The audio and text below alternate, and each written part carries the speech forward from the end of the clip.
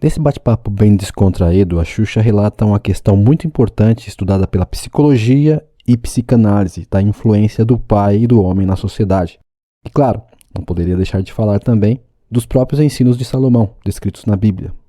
É importante saber que o pai e a mãe têm um papel fundamental na criação dos filhos, independente se seja uma menina ou um menino. Os pais não precisam ensinar só com palavras, mas ensinam muito mais com o comportamento.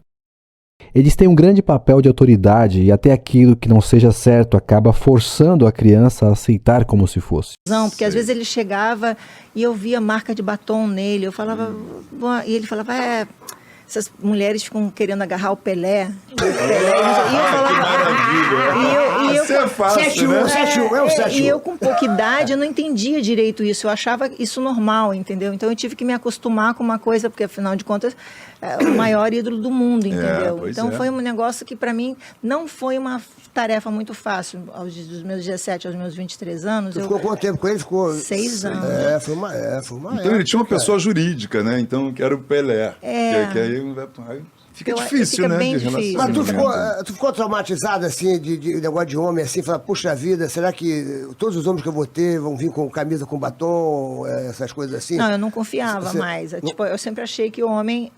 Meu pai também teve uma história do meu pai ter ficado 33 anos com a minha mãe e ter traído a minha mãe. Então eu falei, se meu pai trai, todo mundo vai trair. Guy Cornell, psicanalista junguiano e autor canadense, dizia de uma forma muito profunda que o pai é o primeiro outro que a criança encontra fora do ventre de sua mãe, sendo ele indistinto para o recém-nascido.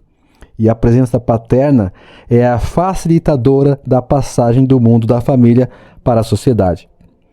A Xuxa, também de uma forma um tanto vaga e indistinta, revela isso ao tentar resgatar o que ela sentia quando saiu do mundo da família, sendo entregue à vida pública. E isso, obviamente, por seus pais, principalmente pelo seu pai. Aos 17 anos, transitando da infância para a adolescência, começou a se relacionar com o Pelé. E ao falar sobre o comportamento do jogador, vemos que ela não entendia conscientemente a marca de batom no astro do futebol, já que ele tinha um compromisso com ela. Então, racionalizava, tentando conciliar algo que ela achava errado. E de onde ela buscava essa referência? Do seu pai. Se o pai da Xuxa fosse um cara honesto, certamente esse namoro não seria levado adiante. Agora, como o pai dela não tinha sido um exemplo de honestidade, então para ela, essa era a autoridade que tinha que ser respeitada inconscientemente. E ao sair do mundo da família e dar de cara com a outra autoridade, como ela mesma diz, afinal de contas, ele era o maior ídolo do mundo, mais uma vez foi obrigada a aceitar o errado como certo. Os caras ficam comigo, eu sempre achei que era assim, tanto é que você falava muito isso, cara, você pensa que nem homem. E eu tinha o meu pensamento, tipo, eu meio que, eles vão me usar, então eu também usava. Eu chegava para os caras iam ficar comigo e diziam, não me liga no outro dia, não quero falar, não me manda flores, que daí eu não falo com você nunca mais. Não fala comigo, me faz o seguinte, a gente fica junto, se eu tiver a fim de ficar junto com você de novo, eu te ligo, a gente fala. E aí ele falava assim, isso é pensamento de homem. De homem, naquela época, então... Eu falava para ela, pô, isso aí... Naquela época ninguém fazia isso. Mas eu já fazia, porque eu acho que... Era uma autodefesa dei sua. uma traumatizada nisso. E tanto é que eu falava assim, eu acabava de ficar com os caras, eu falava, nossa, como eu queria ter uma catapulta na minha cama, assim, pra ver, puf, o cara sumir, ou ser sugado. Homem falava isso, então eu tinha muito essa coisa.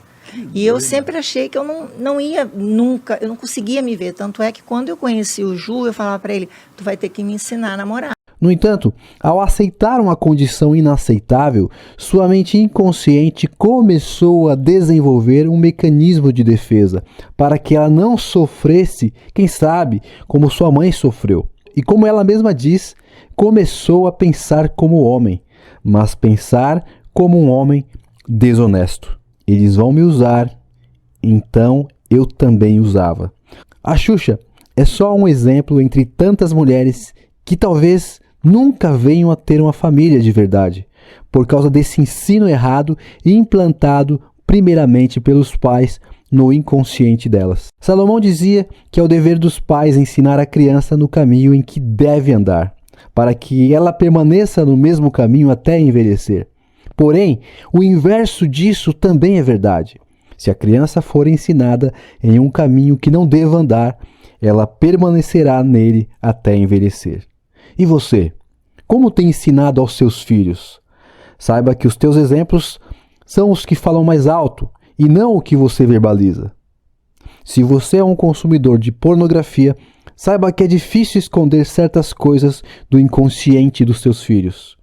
Eles até podem não saber o que você faz de forma clara, mas o implícito também dita regras. Se você, assim como a Xuxa, foi criado ou criada em um lar desarmonioso, estranho, se você via coisas que em sua condição imatura não compreendia, mas no fundo sabia que não era uma coisa certa a se fazer, e hoje você está aprisionada por esses fantasmas que te assombram, saiba que você não precisa viver escravo ou escrava dessa situação. Você pode mudar, só precisa pensar e agir corretamente. Saiba que os vícios que você não vence serão herdados por seus filhos. Então venha andar com a gente. Faça parte do nosso grupo de apoio. Quando você assume a verdadeira humanidade, você não aceita mais o pecado mandando na sua vida. Venha com a gente e Deus te abençoe.